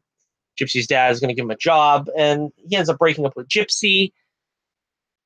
I don't know. I mean, it didn't really look like they fought for it, that relationship. It kind of feels like they just wanted to end that, and they tried to do it in the most painless way possible, but it really didn't. I don't know. It really didn't feel like it had any weight behind it. It was just like, you don't want to move to my town, and I don't want to move to your town. That's it. Relationship's over. I don't know. But again, Carlos Valdez, great in the role, and enjoy him a lot. Let's get to my other big sticking point with the season, Caitlin Snow.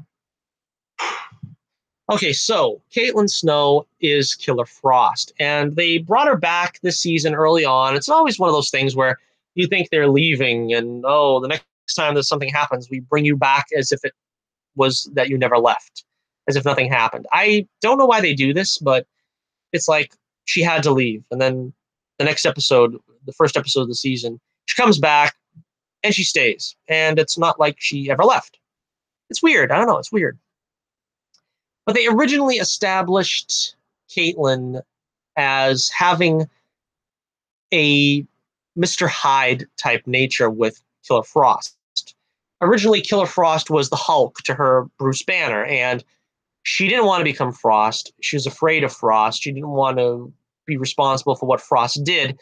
That is great pathos. That is a great storyline right there. That is, I could write stories that would make you cry your eyes out with that storyline. But what they decided halfway through is to make Killer Frost a joke. Yes, a joke. So now she's like best buddies with Cisco and Harry. And, she's like the crazy aunt that everybody loves but talks about behind her back. It's like crazy. I don't know. And eventually Caitlin comes to enjoy Killer Frost as well by making Killer Frost her pen pal. What the heck?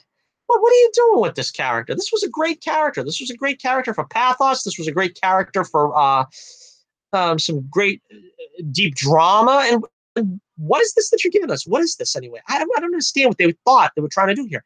The only thing I can imagine is they wanted Killer Frost to be an ongoing presence in the show. And the only way to do that would be to integrate Killer Frost's personality in with Caitlin. I think they're probably still going to do that next season. But the idea is that they kept a lot of strange things going on in the show for this purpose. Like, for instance, they had to, verbally berate Caitlin so she would turn into Frost because we need Frost into the episode. Caitlin cuts herself so she can become Frost. I mean, what? What is this? That ruins the idea of a dual identity, another persona, when you purposely want to bring it out. they should not want to bring it out, but they should see it as a necessary evil that in some cases, when she does come out and they need her, that must be a world-shattering event. That can't just be, I want to give Ralph Dibny a pep talk, so let me cut my hand and become Killer Frost. They really need to rethink this plan with Killer Frost. And apparently, she had Frost within her all this time, judging by the end there, the episode where she was a kid and she looked like Frost. I don't know where they're going with that, but again, I love Danielle Panabaker and her Caitlin Frost. I mean, Caitlin Snow. I just wish they would give her more to work with because she's really great as Killer Frost. Give her something to work with a Killer Frost storyline. Don't just make her a joke. Don't make Killer Frost a joke because you need Killer Frost in every episode so that she can be part of the team. No. That's like I say about the Hulk with the Avengers. The Hulk is not part of the team. He is a WMD that you just hope you can point in the right direction, which is another reason why I like the Incredible Hulk movie better than Avengers, because basically that's what they did with the Hulk. Same thing here, where Killer Frost should be something that is unleashed when you really need it, but just because you want to point it in the right direction, not because she's a great person that you want to hang with. And it should scare Caitlin, and she should not want to be Killer Frost.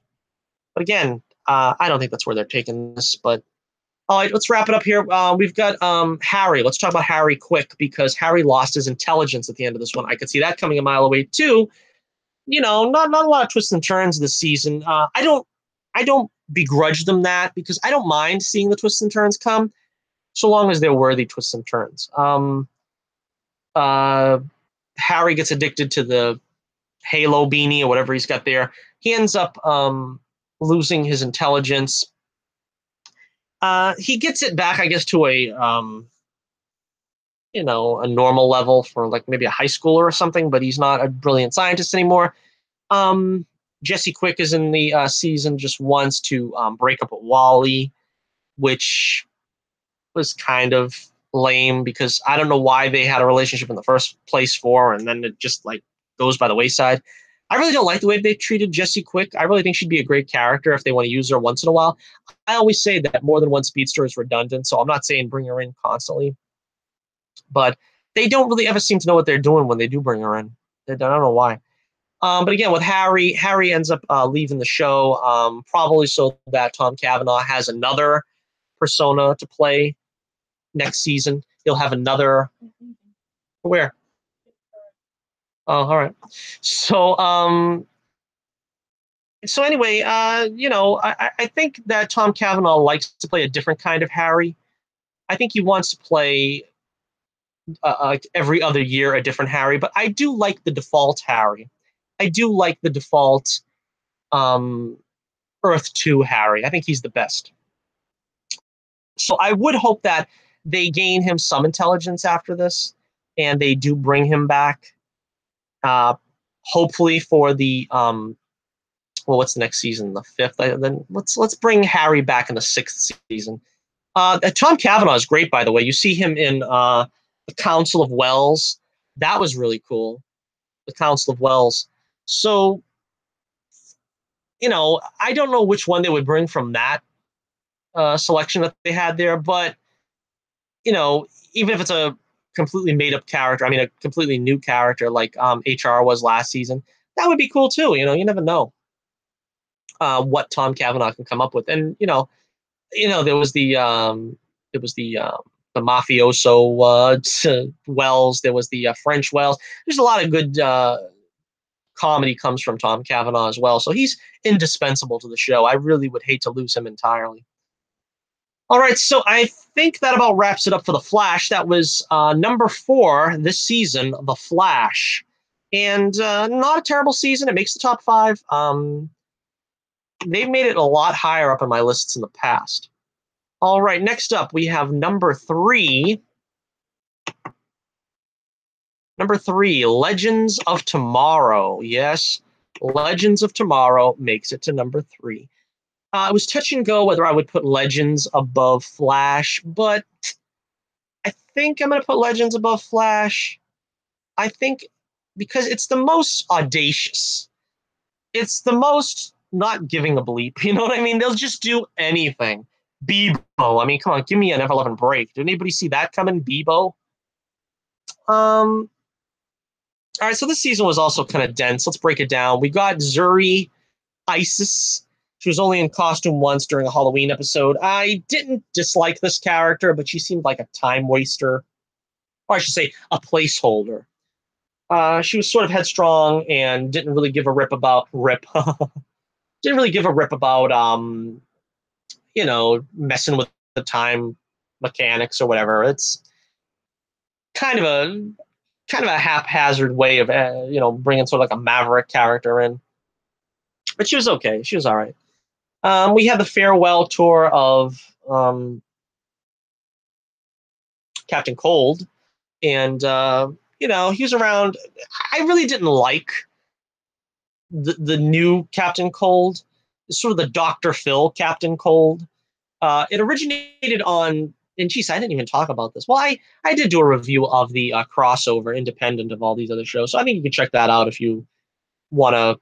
I'll put a card, in fact, at the end of the episode here that so you can check that out about the Crisis on Earth X. But I didn't like the Earth X Captain Cold, not just because he was gay, but of course because it felt more like Wentworth Miller than it felt like Captain Cold. I mean, they made him like the Dr. Phil of the Arrowverse. It's going around solving problems, and it just didn't seem like genuine. I don't know. So anyway, I mean, it didn't feel like Captain Cold. That's what it was. I mean, it felt like Wentworth Miller. But anyway, so Heatwave, of course, always funny. We enjoyed him as usual. We bid farewell to Martin Stein. Martin Stein, of course, Victor Garber leaving the show. He wanted to go back on Broadway, I think, Victor Garber. But yeah, sad farewell. And also it bids us farewell to Jefferson. I can't remember the actor's name either. But again, disappointing that he left the show.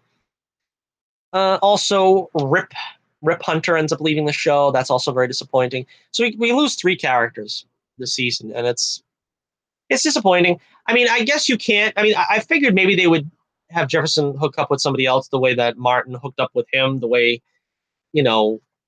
Martin needed him after Ronnie died. But they just chose to let Jefferson off the show, which I guess probably was the right thing to do, because there's how many times are you going to do that? We're going to link up one part of the equation with a new actor. I don't know. But I would like to see Jefferson come back more often and hopefully do something with him. I think the reason why he was written off the show is because they just don't have the budget for Firestorm. They just don't have the budget for Firestorm. They hardly have the budget for any of these characters. They don't do very much with them at all in terms of their powers. Again, yeah, so Rip. Feel bad Rip left the show. Really liked him. Really liked the actor. Arthur Derville, I think his name is. Again, forgetting the name. But he was really funny. He was singing with Keenan Linsdale, I think his name is, Wally, the singing Careless Whisper from Wham. That was the highlight of the season for me. But, they forced Rip out in favor of Sarah. And of course, I always say this, but I love Sarah. I love Katie lots. But Rip should have been the captain of the ship. He should have continued as the Wave Riders captain. They didn't know what to do with him last season. They didn't know what to do with him this season. Of course, when you don't know what to do with a character, you kill them off. But the thing is it's like he was the smartest one of them all, really. He knew what he was talking about. That's the thing that's sad. It's one thing if you lose a character that's not going to have a big impact on the story, but when you have a character that really is the one that has all the answers, he was the one that had all the answers all season. And last season, I mean, and the season before. And they just completely continued to ignore him and screw up and ignore him and screw up and ignore him and screw up. And then he's the one that gets punished by leaving the show. I'm trying to feel like I should have put this one down even lower, but none of the shows were that great this season for the Arrowverse. I would tentatively say maybe this was the best, but even there, I'm not certain. So we bid adieu to Rip. Ray was good on the show this season.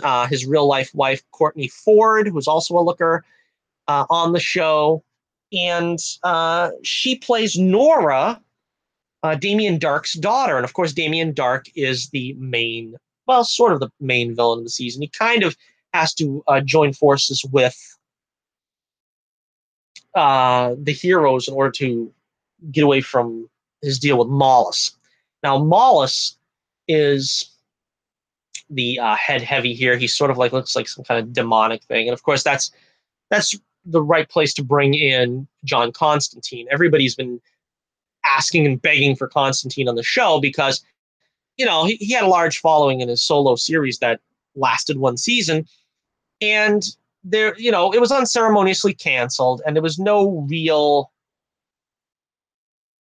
closure to any of it. And I watched the whole series. I wasn't a huge fan of it, I'll be honest. I'm not a big fan of the demons and angels and stuff like that in fantasy. I don't like it really. So but I did like the character of Constantine, and the character as played by Matt Ryan was great. Came back on Arrow, I think, on more than one occasion. Of course, it made sense that he was brought in here. Uh, so also we had, I want to round out the whole cast here. We've also got Nate and Amaya. Out of all the romances in the Arrowverse, I like theirs the most, even though I don't think it's very practical, because Amaya had to go back to the past in order to facilitate the future and, have the Vixen that we have in the future, which apparently is never going to come back because that actress is busy and booked in different things. I like the actor of Nate, so it's fun. See him with his Citizen Steel powers. Amaya as Vixen, of course, we got to see some of her powers again, which is always a fun visual. They had her go off to the past, which I thought was the smart thing to do. And the show probably could still exist without her, but the fact is they are going to bring her back next season. So, it's good and bad. On the one hand, I like the character. I kind of like the relationship. Not great, but it's better than some of the other ones. And on the other hand, it's still not going to make a whole heck of a lot of sense with the time paradoxes and so forth. All right, let's get to Katie Lotz. Boy, the lovely Katie Lotz as Sarah Lance. Now we get to see, as expected, they were going to foist a lesbian relationship on her because although she is bi, law says that she has to have a lesbian romance because we can't have an LGBTQ plus character that doesn't fully represent lesbianism. I always said that she pairs better with a man. I said that many times in the past. I don't want to see her wind up with a woman because she looks like she pairs better with a man. I liked her best with Oliver, but case in point, they did give her a brief dalliance with John Constantine. And that was actually a pretty cool relationship. I mean, it was a fling. It wasn't even a relationship, but they looked like they went well together. They both are damaged people. She was found as I don't know if she's a teenage girl or whatever, adrift and raised basically by assassins to be a cold-blooded killer. And for a long time, lost her humanity. And I don't know a whole lot about Constantine's background, but basically the same applies for him. He's, a master of the dark arts. He knows how to handle demons and the like. And he's failed in the past with a little girl that was, I guess, brought to hell while he tried to save her. And so he's got a lot of baggage and a lot of, and his family life was the pits. It was the worst. His father called him killer. I remember that. I know enough about his past to remember that his mother died in childbirth. And, he's got a lot of self-destructive behaviors, the smoking, the drinking, and this and that. But that's kind of where it seems like they're compatible. They seem like they belong together. So even though I liked her better with Oliver, I would still say, hey, I even liked her with Rip, but I didn't think the situation was right because Rip was getting over his wife and child's death. But so I didn't really like her too much with Captain Cold, to be honest with you. But anyway, I do like her with Constantine. I hope they're going to do something between them next season because I think Constantine is coming back. But Ava. Let's bring in Ava now. Ava is sort of the we all knew this was going to happen. Um, talk about calling it from the very beginning. I knew Ava was going to be her new lesbian squeeze. They had telegraphed that a long time ahead, and again, because I knew they couldn't just give her a male. Being a bisexual, for some reason, you need to have a female companion. I don't know. Well, the fact remains that she was a clone. I think I'm a clone now. She was a clone that ended up, I don't know, in the future. Rip knew all this. I don't know. I don't remember exactly why, but she was sort of the, I don't know, the runt of the litter, so to speak, the one that was most capable of carrying on her own. And she was brought to the present, the past, the future, whichever way you want to slice it. But anyway, nothing against the actress again, but I really don't need to see her continue on in the show. I would really rather see Sarah with Constantine. I really don't see the long-term relationship being that good. I mean, they seem to want to force a lesbian relationship front and center. That's all I know. And since they're not going to have it with Alex, they're going to have it by sure with Sarah. Again, going over the villains very quickly, Damien Dark is always a treat. Neil McDonough, I love the guy. I hope they still bring him back from time to time because he is such a great character. He's such a great actor. He brings a lot to the role, and it's a lot of fun. Courtney Ford, again, as Nora, she was a lot of fun too. I mean, sort of back and forth between her and Ray as the Atom was fun. Ray didn't really get to do too much this season. He sort of took a back seat, didn't really do too much Atomy things. We got the episode with him and his mother, which was funny. It was sort of a Back to the Future type thing that was pretty cool. Yeah, the dislikes I had was the Bebo episode was really funny, and we got to see the giant Bebo at the end. But I don't like the blatant disrespect of Christianity in this show. Now, last season was good because the whole season was wrapped around the concept of the Holy Lance, the the Spear of Destiny, I guess it's called, the spear that pierced Christ's side when he was on the cross. Now, there was good respect given for Jesus in that season, and even though a couple of times people sounded like they didn't know how to use the name of Christ without it sounding like a slur or something, at least it felt like there was respect. Rip even said that there are certain points in history that you cannot tamper with no matter what, such as the birth, life, and death of Jesus Christ. So it felt like there was some good respect being put on his name. You got to put some respect on his name. But this season, they did the Bevo episode where they're trying to keep the Vikings from, ruining Christianity, from becoming the dominant belief in the civilized world. And when they do this, because Bebo becomes the god that they worship at the end of it all, and I don't know, Ray has this hackneyed line or whatever where he's like, Christianity is the way to go, but then they play it for laughs with him acting like, but science is still important and it's the key to evolution and stuff like that. It's like, you're embarrassing yourself. Don't go there. Just, if you're going to do an episode where you have to reestablish Christianity as the dominant religion in the civilized world, just do it. Don't play games with it, because you're going to tick off an awful lot of people like myself. And, it's kind of interesting because they did it so well last season. I don't know why they felt the need to make light of it this season. Otherwise, don't do the episode. There's no reason you have to do an episode about whether the world will be Christianized or that'll be ruined by Bebo. Don't do that episode then if you think you're going to step on toes. That episode's not needed.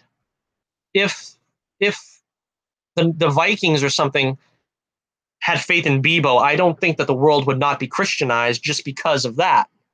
Christianity was still being preached all over the world, and that wouldn't be threatened just because some Norwegians believed in a blue stuffed teddy bear. All right, that's number 3, Legends of Tomorrow. Good season, but again, some problems they could improve on. Hopefully. All right, we're gonna be going on 2 hours pretty soon here. I'm losing my voice, so let's go on. Let's wrap it up. We've got the top 2. This shouldn't take too long. Number 2. I'm surprised this one made it as high as it did, but I liked it. Krypton. Krypton made it to number 2. David Goyer put a lot of work onto this, it seems like, because they did a really good job, and you could tell the cast is really into it. The cast is into it. Seg-El is the grandfather of Superman. Just a quick synopsis. Adam Strange comes from the future, where Superman is already a hero, comes back to the past to see his grandfather, Seg-El, and warns him that Superman is in peril because Brainiac is going to alter the timeline and destroy Krypton before the Man of Steel is born, which would keep him from being the greatest hero in the 28 known galaxies. Meanwhile, Seg has a grandfather of his own that he communicates with in a fortress of solitude that he has in his own. Again, some things that you would think kind of would feel like, oh, they're just doing like a pale imitation of a Superman series. But no, it felt like it built into its own thing. Biggest problem with this season, or the series so far, is the early parts took way too long to get started. Took way too long to. I mean, there was some things again that could have been trimmed out. For the most part, it was a strong season though. But like for instance, we had the little girl and the single mother or whatever, and then the mother dies, and then the bartender Kim has to take care of the little girl. Little girl gets adopted by the voice of Rao, who ends up making her like a priestess or an altar girl or something. She ends up dying because of sort of a terrorist plot. It's just that storyline could have been completely excised from the show, and it would probably have helped the pacing. It was just sort of like a padding that they put into the show.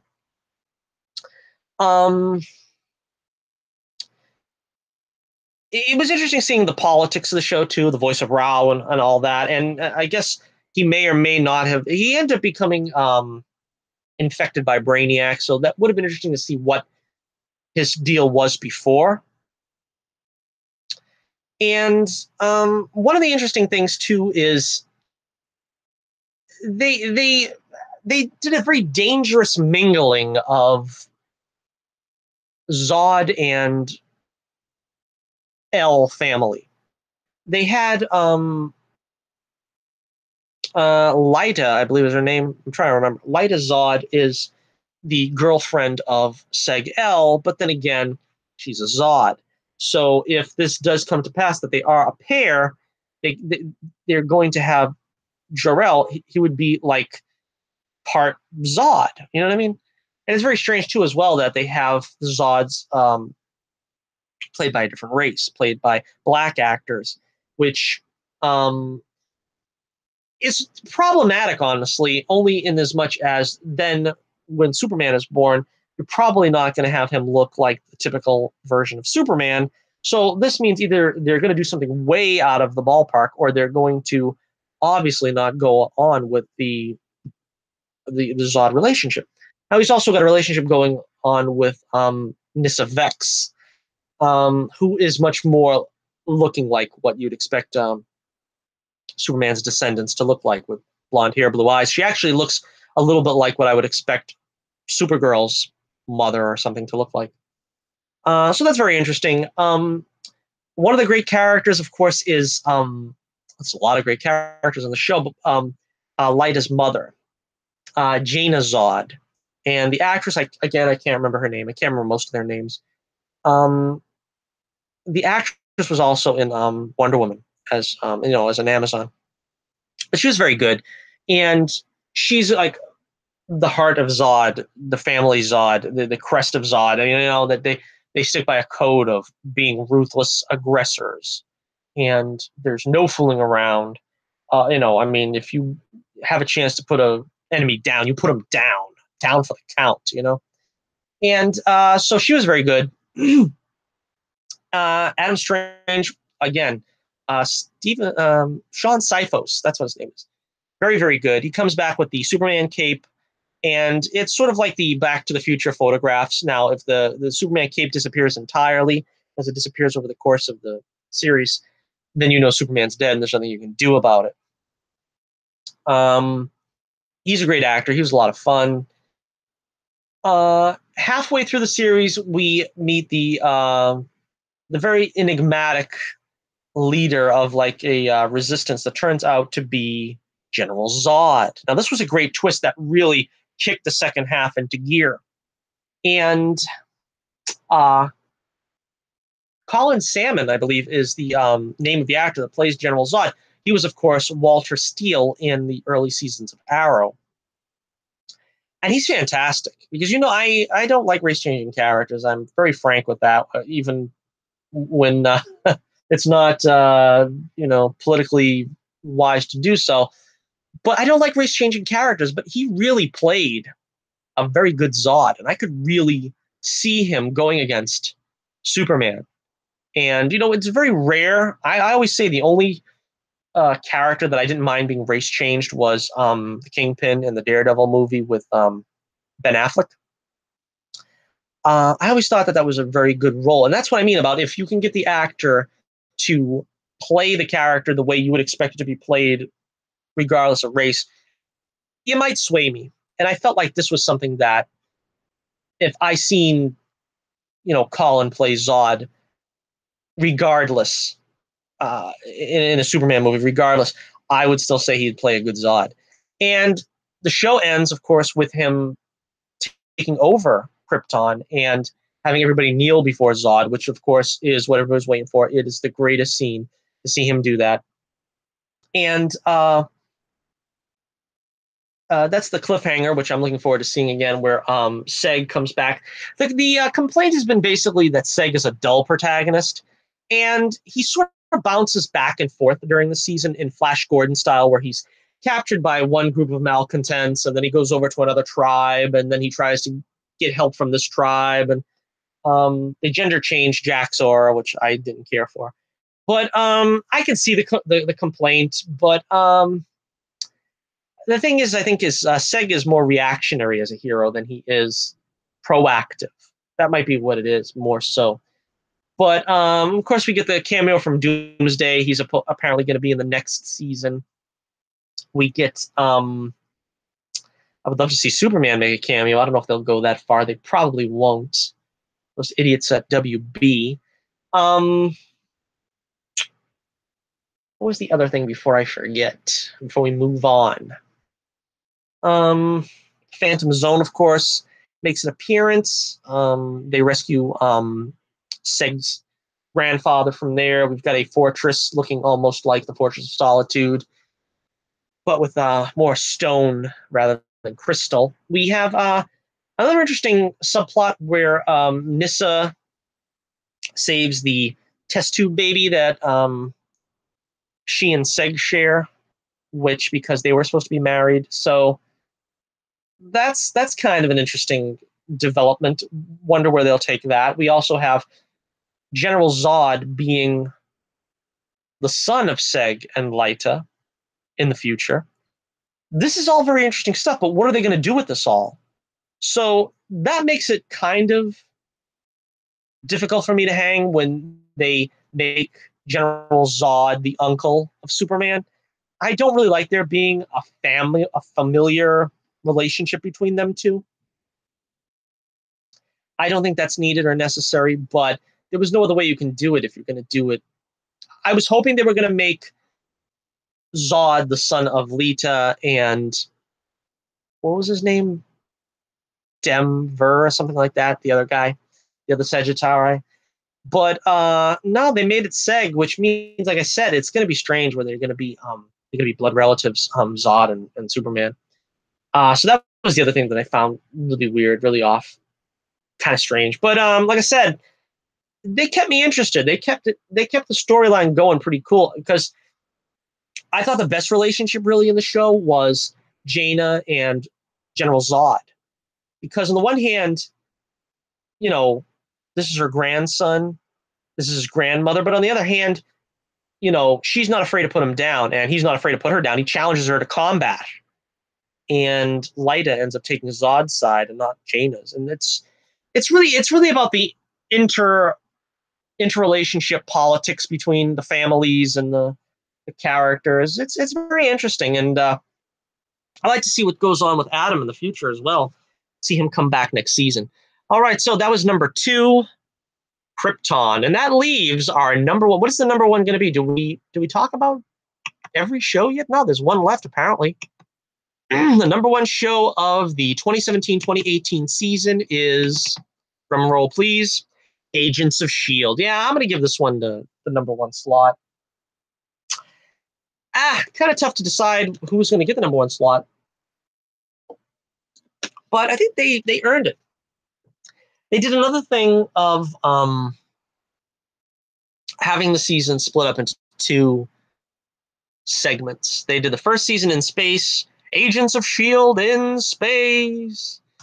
And they did the second segment on Earth trying to prevent a cataclysmic future, which is always a good idea. It's kind of, it's really weird when you think of it. We got Inhumans, the worst show of the season, and we got Agents of S.H.I.E.L.D., the best. I mean, Marvel TV, ABC. What happened there? You got a really, really good show. You got a really, really weird show. But anyway, so let's run through this one briefly. Coulson is dying because he made the deal with Ghost Rider. So that's the dark tale that's over the entire season this season. They wake up in the future, except for Fitz. Fitz has to find his way to the future in a couple of thousand years or whatever it is, where the Kree have taken over the universe. Humans exist in a asteroid satellite overlooking the fractured planet Earth below that is barely sustainable for life. Daisy is blamed for destroying the world. Cassius is the main villain. He's a blue Kree. Actually, he's more pale. He's a pale Kree.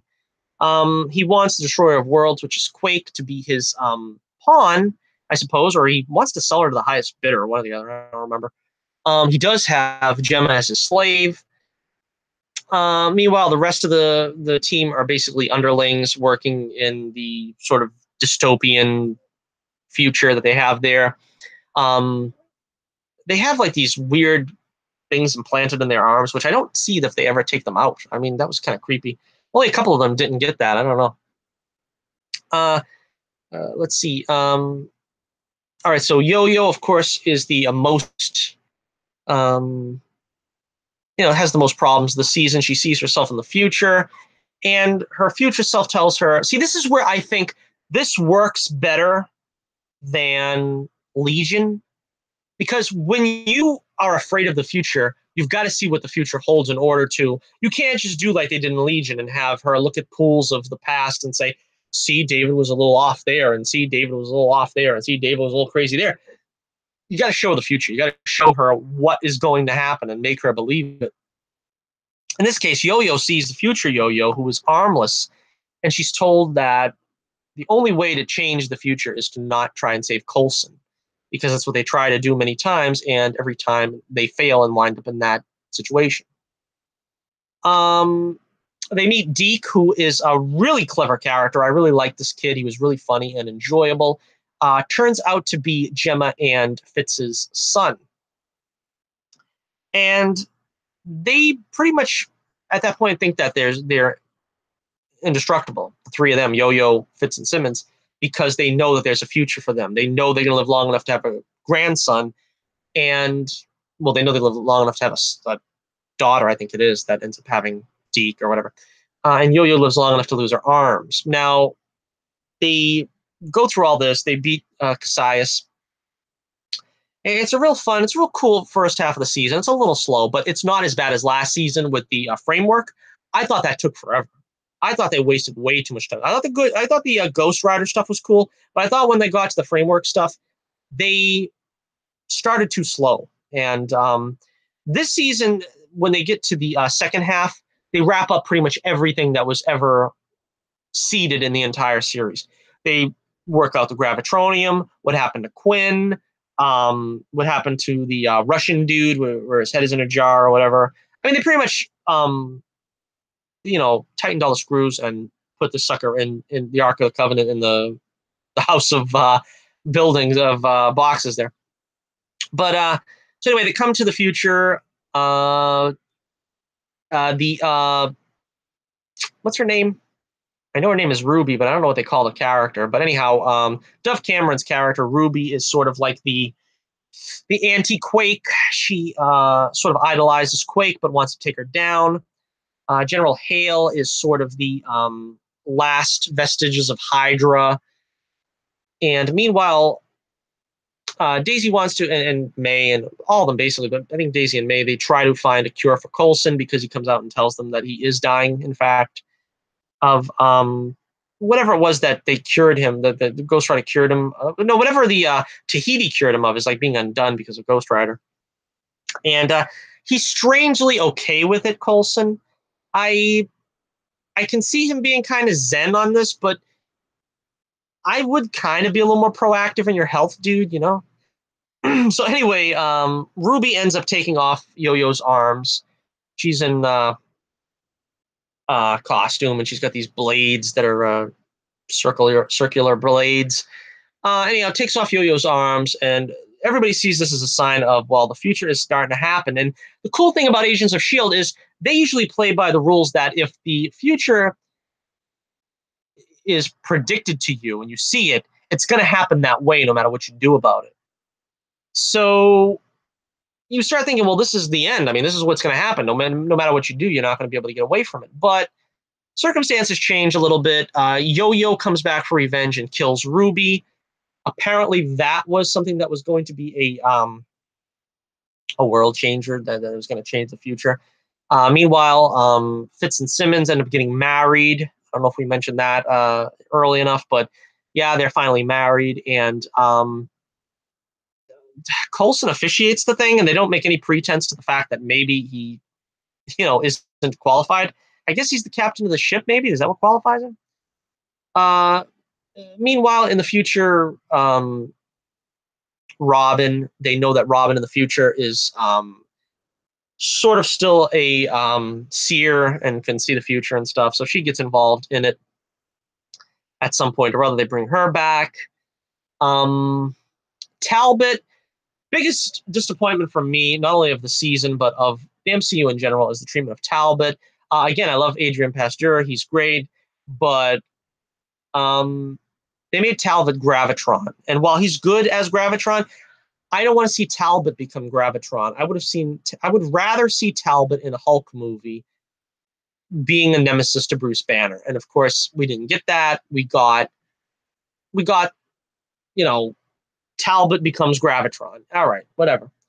So basically, they take care of business with Gravitron. Talbot thinks that he's a good guy, thinks he's doing the right thing, trying to make a deal with the aliens, which I don't even remember what's the name of those aliens. It wasn't the Kree, but they end up having it out. Quake and him duking it out in the street. They end up blasting Talbot into the stratosphere. The world is saved. It sounds like I'm forgetting a lot of stuff and oversimplifying it, but we've been going on for 2 hours at this point, so let's just say it was a lot of fun. It wraps up with Fitz dying, but of course, as is the case in these things, there is some kind of loophole where he is still frozen in stasis because that was future Fitz that came out of the cryogenic chamber. So though he dies, Fitz is still alive in the real timeline, and they are going to go find him and revive him, and Fitz will still be alive and living and healthy and just not remember what happened in the past, couple of months. The Felinda relationship, which again, originally I was against, but these guys are so good together. I really wanted him with the cellist, but because I felt like they kind of left that hanging, and they didn't resolve that. But then, of course, the shippers started getting behind the May and Phil bandwagon. But that's fine. Like I said, I like both actors, and I think Agents of S.H.I.E.L.D. is perfect in that they ease into relationships. They didn't shove Fitzsimmons in our face at the very beginning and say, see these pair, love them, get them together, let's celebrate them. No, no, no. They took four and a half bleeping seasons to get these two together. And with Phil and May, they took what, 2.5 seasons, I think, before that was when they first started what was it, maybe midway through season 2, they kind of showed some sparks in the third season, and on and on and on. But they don't just shove it in your face and say, accept this. We haven't talked enough about Mac. He has a good story arc here with Yo-Yo, where he's sort of it's like he's destined to lose her because of what she's doing, but she's like desperately trying to prevent that. It's another one of those things, also like Legion, where David sort of ends up doing what he does to try to protect his relationship with Sid, but then again, he actually does something that's horrible that ends up pushing her away from him. And it's sort of the same thing here, where Yo-Yo sort of is doing everything to stay with Mac, and then she ends up pushing him away because she is acting very, very brutal in her methods, basically by killing Ruby. And, Ruby kind of had it coming, but, killing Ruby like that was like pretty rough. All right, so yeah, that's about it for I think they ended the season pretty well with May and Coulson retiring off to Tahiti, where Coulson may have a few weeks left. Now, I imagine they're going to get around this disease. I mean, they said they made this as if that was going to be the last episode, and they kind of left it hanging so that he could be alive, he could be dead next time you talk. You never know. They have to bring him back. They have to bring him back next season. There is no Agents of S.H.I.E.L.D. without Agent Coulson. Mark my words, they will bring him back. Or they better, otherwise it's going to be their last season next season. But they're going to have a short season next season. They're going to be back. And they are going to hopefully, have another great season, because they have had 2 stellar seasons back to back. And they have earned a top spot here. Number 1 series of the 2017-2018 season, Agents of S.H.I.E.L.D. Now, thank you for joining me for this long broadcast. This might even break my record for my top 18 Marvel MCU movies. Remember we did that? It was like 2 hours and a half.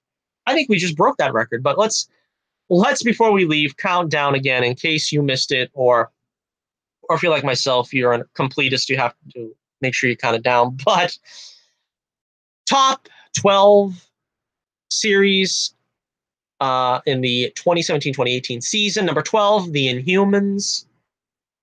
Number 11, Legion, Season 2. Number 10, MacGyver, Season 2. Number 9, Gotham, Season 4, I believe.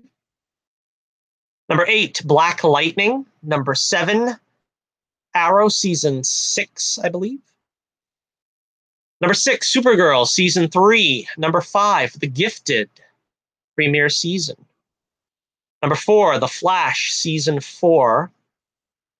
Number 3, Legends of Tomorrow, Season 3.